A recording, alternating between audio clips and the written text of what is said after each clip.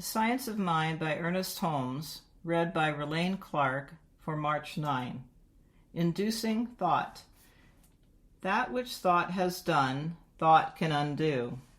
Like long habits of wrong thinking can be consciously and deliberately neutralized, and an entirely new order of mental and emotional reaction established in mind.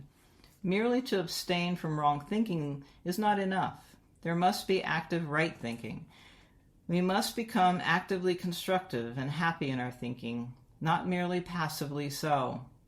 New and wholesome ideas of life, vitality, and hope must be accepted and incorporated into the substratum of our mental life, so that a more wholesome externalization may manifest in our bodily condition and environment. Since we all must begin right where we are, most of us will be compelled to begin our healing work with the mechanical process.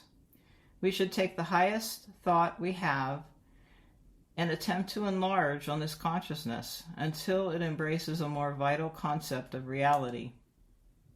Consciousness in this sense means the inner embodiment of ideas. If one wishes to demonstrate prosperity, he must first have a consciousness of prosperity. If he wishes health, he must embody the idea of health. This is more than faith. It is the knowledge that we're dealing with law.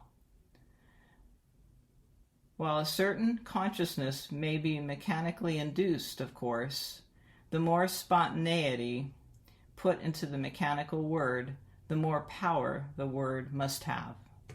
Choosing thought. We cannot live a choiceless life.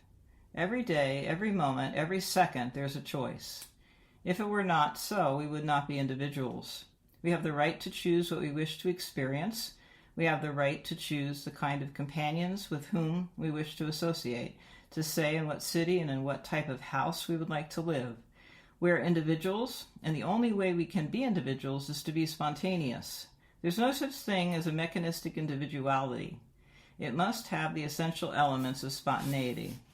There is no spontaneity and no individuality without prerogative. There can be no choice unless there is something from which to choose. Otherwise, the ability to choose would be merely fantasy. Therefore, there must be not only the possibility of choice, but the liability of experiencing that which is chosen. We have a right to choose what we shall induce in mind.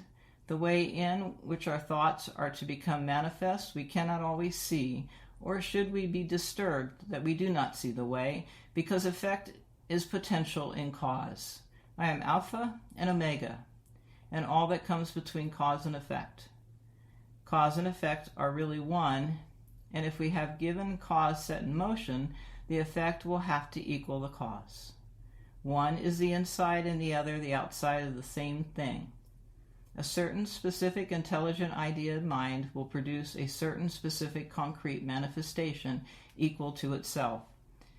There is one infinite principle, one infinite thought stuff, one infinite creative power, but countless number of forms, which change as the specific idea behind them changes.